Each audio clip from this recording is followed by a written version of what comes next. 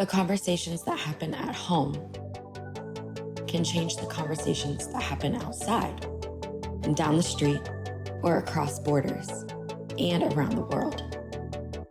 But in God's house, where does the conversation start?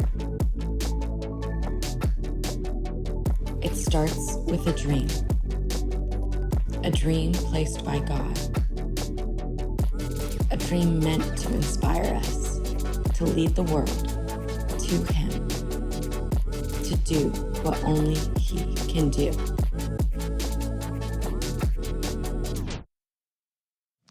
How's it going? All right. So let's see. The first thing, I guess, is we'll have the ushers come down. We've been doing this thing where we're kind of learning about what the Bible has to say about tithes and offerings and giving. And here's one that I have for you today from Luke chapter 6. It's verse 38. Jesus is speaking about judging others and then also about how you should be generous in forgiveness. But he says this in verse 38, "Give and it will be given to you, a good measure, pressed down, shaken together, running over, will be poured into your lap. For with the measure you use, it will be measured against you." So this is not necessarily only about money, this verse, but the idea is this. Generosity is important to God, and the generosity that you have with others in your life, as it comes to money, but also as it comes to your forgiveness and the way that you treat people, is the generosity that God will treat you back with, right? And that sounds kind of upsetting a little bit if you think about it, because it's like, well, God should be better than that. But if your child treats you disrespectfully, you'll treat them disrespectfully, right? And if they're selfish, you probably won't give them as much as you would if they're super generous. This is the same idea with God. And so He honors our generosity with generosity. Let me pray. God, we thank you for the opportunity to be generous and to take care of other people and to invest in the things that you're doing in the world. And so, Lord, I just pray that you take the tithes and offerings this morning and that you would just multiply them in their magnitude beyond what they're worth. Make them something that truly changes the world around us. We love you and we thank you. Amen. All right, so I have one quick heads up announcement thing for you before we get started. On September, it's the 27th, right? That Wednesday. So on September 27th, we're going to be starting a new thing. We'll see how it goes. We're going to be starting a new thing on Wednesday night where we're going to walk through the book of Acts story by story. Like narrative by narrative, that's the idea. So I was talking with Pastor Logan a couple weeks ago, and I was like, you know what's upsetting is I don't feel like I have a strong enough command of the book of Acts. You know, as a pastor, I feel like I should know it like the back of my hand because that's the beginning of the church.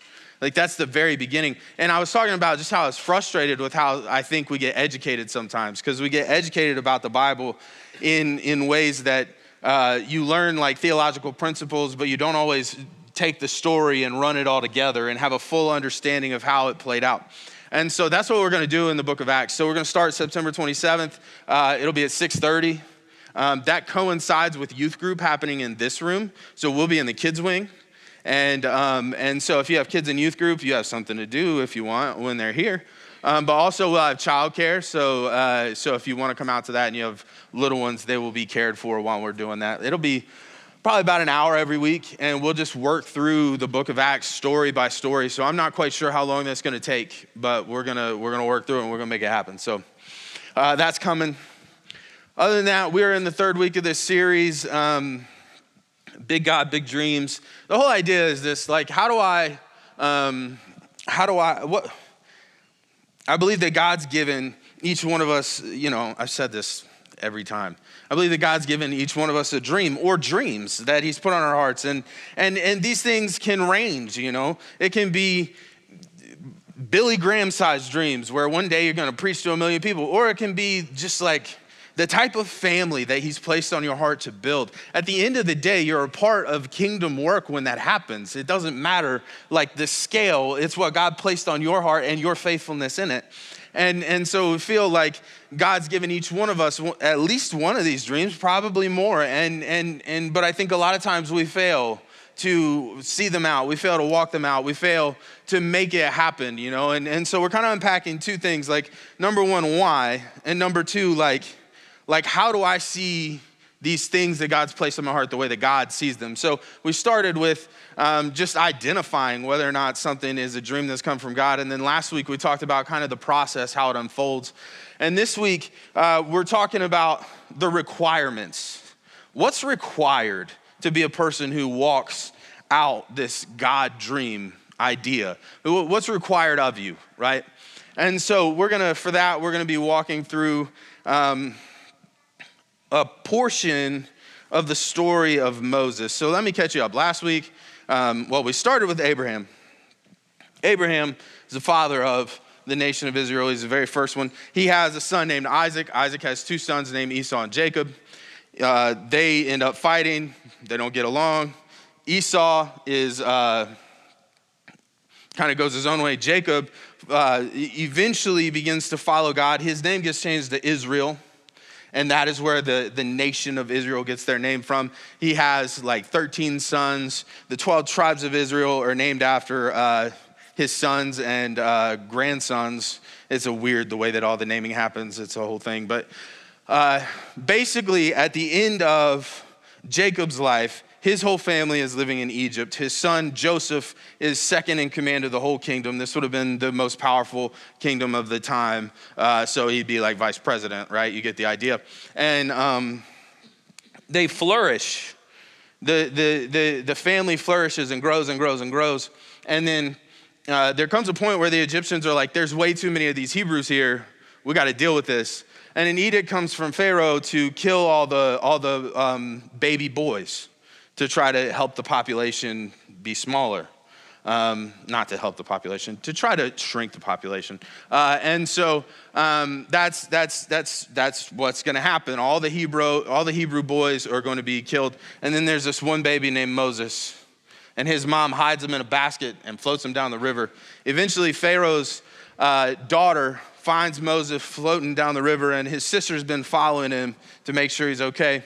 And Moses gets adopted into Pharaoh's household. So the son of slaves gets adopted into the family of the king, right? I don't know if you know this, but the Bible uses all of this imagery as it flows together. And that is the story of the gospel.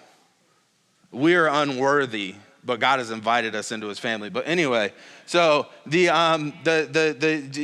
Moses ends up in Pharaoh's house. He grows up. At some point, he realizes that he's Hebrew, and then he sees a guard beating a fellow Hebrew, and he gets mad, and he tries to stop it, but he kills the guard. So now he's in trouble, and he runs, and he ends up in Midian, and he lives there.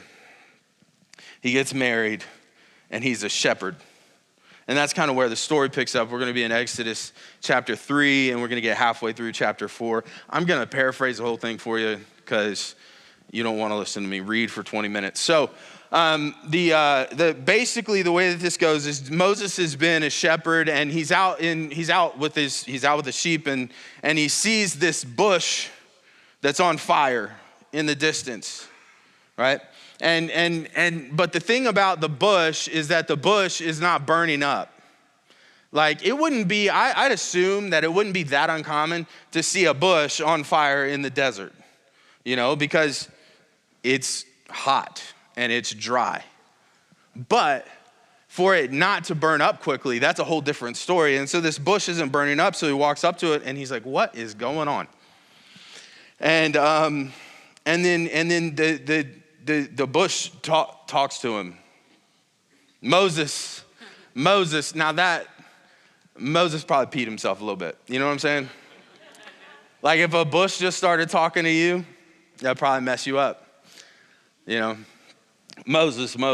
So he take off your shoes, you're standing on holy ground. So Moses takes his shoes off. He realizes at some point that he's talking to God, and he hides his face because he doesn't want to be he doesn't want to be killed by the glory of God, right?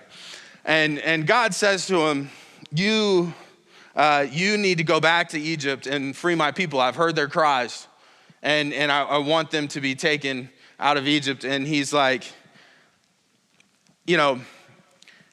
basically by the end of this story, you'll know that Moses doesn't want to do it, but he plays along with God for a minute, right? And he goes, okay, so if I do this, who am I supposed to tell them sent me? And you wonder, this is an important question, because the word that keeps getting used for the God, right, is this word Elohim, which basically in our culture, in English, God is God. It's a Christian God because it's a Christian culture. The language has evolved to just, that's God the Father, that's Yahweh, right? But in this sense, the word Elohim it's like our version, it's like little g God. It's a generic word for God, right? And so Moses is like, okay, you said you're the God of my fathers, but who am I supposed to tell them sent me? And God says, you tell them that I am sent you. I am that I am. Now, the translation here, I was unpacking this, basically what God says to Moses is, you tell them that the one who is sent you, the one who always has been, right? The eternal. And so okay. That's what you want me to tell them. That sounds great. Why would they believe me? Why would they believe me? I don't think this is going to work. And God goes, okay. If you're afraid they're not going to believe you, let's try this. Take your staff. What are you holding in your hand? Well, it's a staff. Okay, take the staff, throw it on the ground. He throws it on the ground, it becomes a snake. And God goes, okay. And Moses runs away. Actually, the verse is hilarious. I got to read this. Hold on.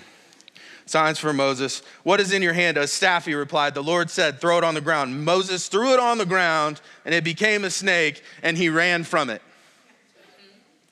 It's like a cartoon, And so it becomes a snake. He runs off.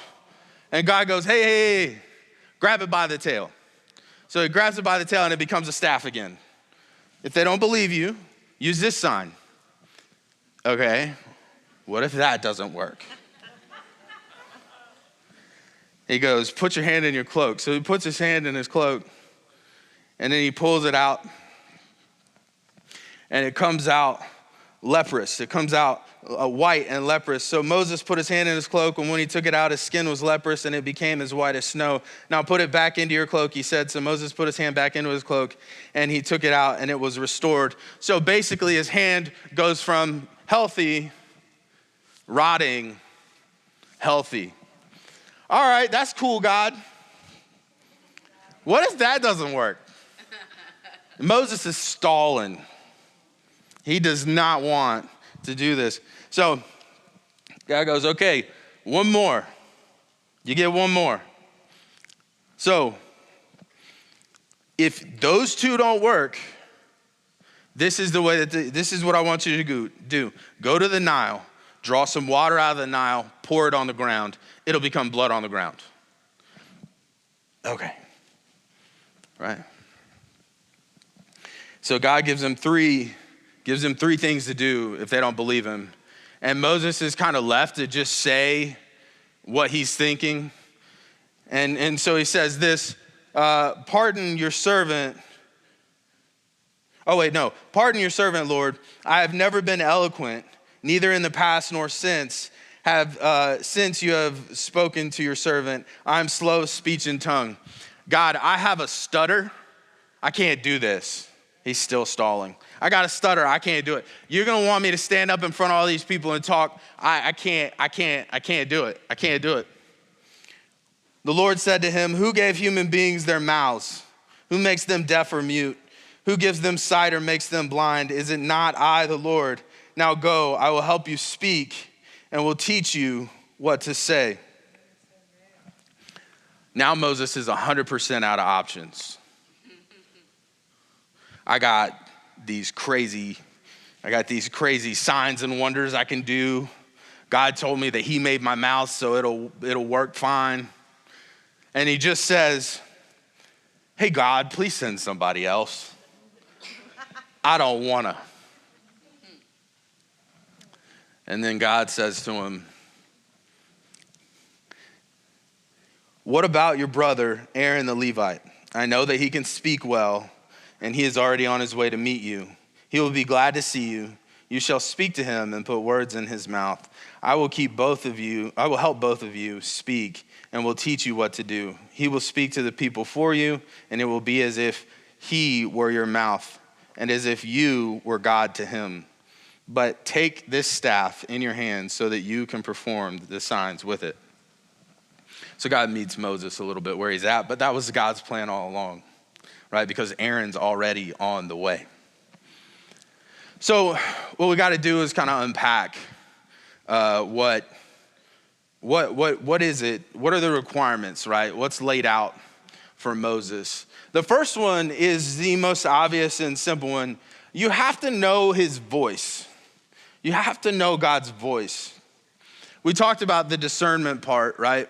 And this is a huge part of it. So we're going to backtrack to it. You have to know God's voice. And I say that because I think a lot of times we mess that part up. I think a lot of times we think that we think that it's God and it's not, or we think that it's not God and it is, and we don't know how to unpack it. And I think a lot of that comes down to like just not spending enough time with him. One of the most intimidating things I ever was told in my life. So I was like, I don't know, it's probably 10 years ago. So basically, I'll give you the whole story. When I started in ministry, the first job that I had was I was like basically a missions trip planner. That was all I did. I planned mission trips and I did local missions outings, outreach stuff, right? That was my whole job. And they started handing me a microphone and making me do announcements on Sunday morning. And every once in a while, they'd make me pray. And here's the problem.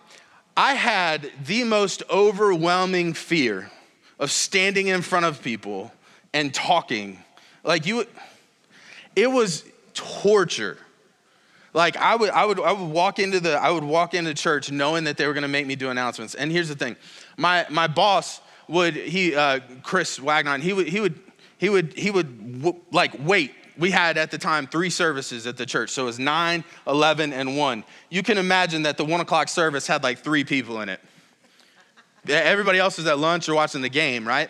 And so like it was a small service, and he would wait till that one to have me do announcements. And I kid you not, I would get up there, I would freeze, and I would just stutter my way through it. And it was awful. Like the level of anxiety that I would have all morning knowing that was happening was terrible. And there came a point where I had to pray at something, and I told one of the pastors on the team, his name Pastor Aaron. He's like 80 and like super wise and like one of the like spiritual giant, small man, you know. And he I was like, man, I'm afraid to pray. And he looked at me and he said, well, you just get up there and you pray the way that you pray when you're talking to God. And he goes, your prayer life in private will always show through in your prayer life in public. That's terrifying. Like, I was like, that didn't make me feel any better at all. I probably wasn't praying enough, but dang, man. Somebody like that tells you that, and I was, thank you, thank you. And then you go in the corner and like, God, I'm so sorry. I didn't pray enough. Please don't make me look like a fool. I don't know. I think a lot of us kind of suffer from that, though. I'm not telling you that if you want to know God's voice, you need to lock yourself in a dark room for 5 hours a day and just listen and pray and all that. Maybe you should. But I don't think that that's necessarily the requirement. As a matter of fact, I don't necessarily believe that knowing God's voice and having conversations with God and interacting with God on a spiritual level is always just outright what we would call prayer. I think that there are times, I think that there are certain cases, I think that there are people where your communication with God happens in like a, I don't know, more organic way. That sounds such like a cop-out when you say more organic way. I hate it when people say more organic. What does that even mean? But it happens more naturally, right? It happens more naturally. It's something that kind of comes and goes. But you have to, either way, you have to nurture it. You have to make space for it. It's really hard to hear from God when you're not focused on trying to hear from God. It's really hard to communicate with God when you're not ever having quiet. When there's not ever any room for him to speak, you know, you have to nurture that. I'm not necessarily telling you that you gotta go on these super long prayer walks and everything else and become just a spiritual guru that kind of floats through life. But what I am telling you is you gotta make space for him to speak. And then you gotta listen. And if you make space for him to speak and you listen, you'll start to know his voice. And this, honestly, coming from this story, I think is probably one of the great things about Moses being a shepherd, because he's got lots of time to wander. He's got lots of time to ponder. He's got lots of time to think. And he's walking through the wilderness, he's doing his thing, and he hears God's voice. The next thing, you have to believe what he says. You read that, you have to believe what he says, and it seems really cut and dry, right? Like, just believe what he says. And I think a lot of times we treat it that way. Like we treat when we talk about interactions with God and the way that it's supposed to go and the way that we're supposed to be, it's like, well, if God says it, 100% believe it, go. Like, you know, and like, who are you to even wonder or disagree or unpack it, you know? And it's like, it's almost, I think, in the Christian world, treated as an article of faith that if you just it's a big deal. Like if you just believe it and you go and you don't even think about it. I think that's awesome. I don't think that's how it always works, and I don't think that's what happened with Moses. Moses heard God, but his first question was, who am I supposed to tell them sent me?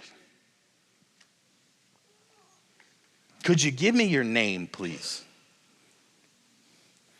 Now, our interactions with God are not going to be like that necessarily, because it's a new covenant, it's a new age, it's a different thing. So you know, if you believe in Jesus, you have the Holy Spirit, you can know, right? And but the need to question, the need to unpack, the process of thinking it over, the process of figuring it out, I think is important.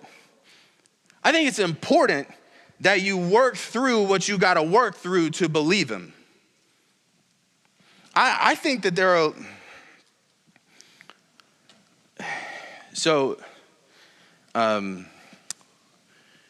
I probably told this story before. So when I was 13 years old, I went to youth camp.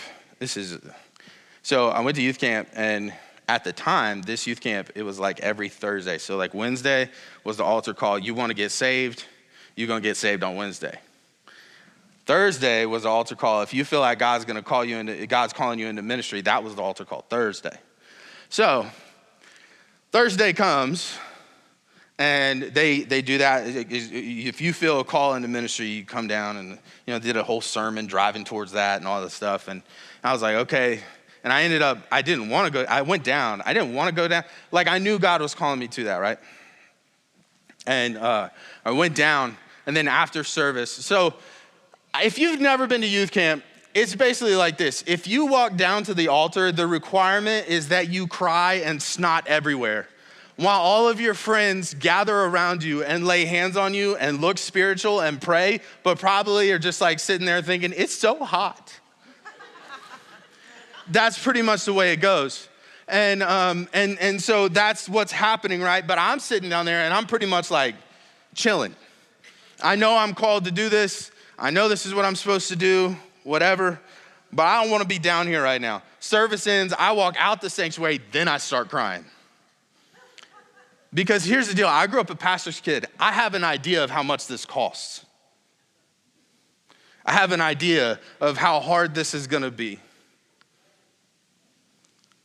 And I spent the next 9 years of my life negotiating with God. At least Moses finished in a conversation. I spent the next 9 years of my life negotiating with God. I don't want to. I'm not sure I believe this is what I'm supposed to do. Could you send somebody else? I have stage fright that is crippling. I'm not as good as my dad. I don't want to do this. But I'll say this. I think that the process is important. But I think the most important thing is where you land. Do you believe him or not? Some people, maybe they believe him automatically. If you're like me, maybe it takes a decade.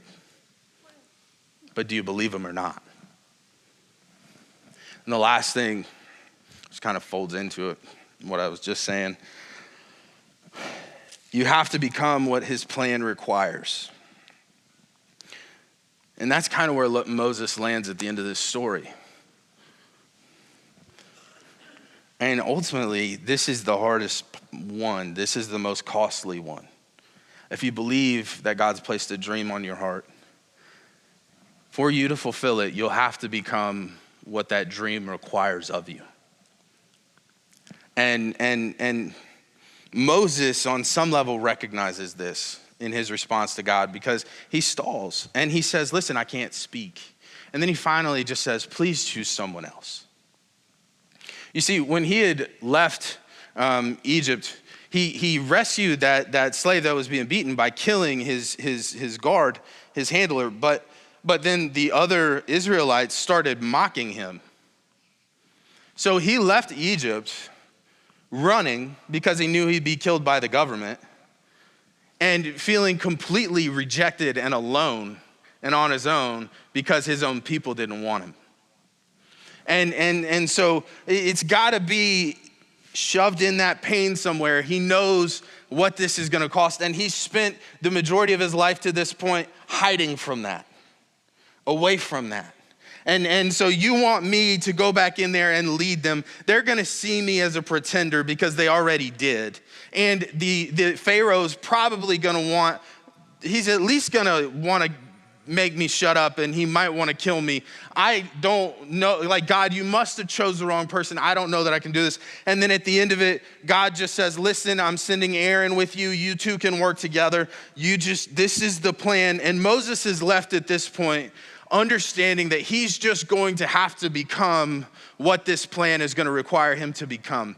When I was 20, probably 24, I had just kind of slid over, and I went from the missions to doing youth group. I was leading the youth group at the church, and things were going really well. And when you're 24 and things are going really well, this is what happens. You become an arrogant idiot. You know what I'm saying? And so, like, I was gung-ho about everything. Let's go. There's nothing that we can't do. We're awesome. God is awesome. At least God was still awesome in my head, right? But like, let's go. Let's do this. And so what happened at that point in time was the church I was at was transitioning and turning to look towards doing some video campuses, which this was one of them. But before this, there was another, and we were working on it, and I was watching my dad unpack everything. as it was all unfolding, and watching him get increasingly because my dad was the pastor of the church. I was trying to find good words. He seemed anxious and unsettled. And one day we were stacking chairs. I don't know, there was an event coming or whatever. And he had this habit of walking around the sanctuary. And if stuff needed to be moved, he'd just move it.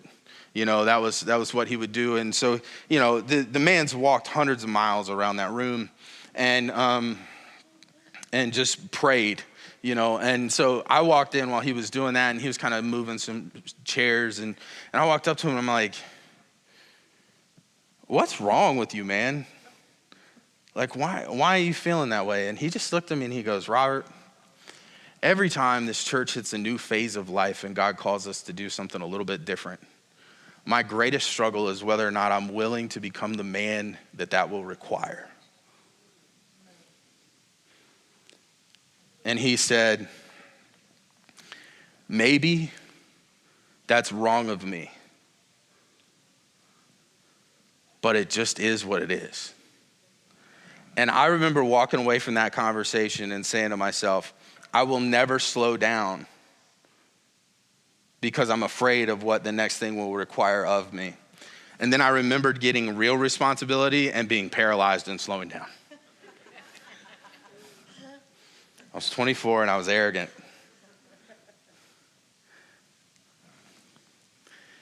You have to count the cost of what the dream will require.